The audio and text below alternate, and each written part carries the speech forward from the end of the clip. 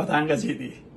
Nadakip noong Martes ng katawan ng Batangas Police Provincial Office ang isang lalaking kabilang sa tala ng Regional Most Wanted Person matapos ang isinagawang manhunt operation sa Balayan, Batangas. Ang suspect na kinilalang si alias Maki, 36 na tanggulang at residente ng Barangay Santol sa nabanggit na bayan ay nadakip bandang alas 4:43 ng hapon sa pamumuno ng Balayan Municipal Police Station sa ilalim ng Bureau for Upland Bantay Dangal sa bisa ng warrant inilabas ng Regional Trial Court Branch 1 sa Balayan para sa mga kasong rape at acts of lasciviousness, Article 336 ng Revised Penal Code. Walang inirekomendang piyansa para sa kasong rape. Samantalang itinakda naman ang 36,000 pesos na piyansa para sa kasong acts of lasciviousness. Ayon sa kapulisan, ginamitan ng body-worn camera ang operasyon upang matiyak ang tamang proseso at agad ding ipinaalam sa suspect ang kaniyang mga karapatang constitutional.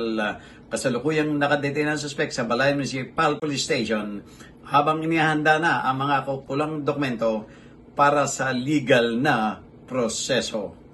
Para sa journalnews.com.ph, Cesar Jojo Magsumbol, People's Tonight.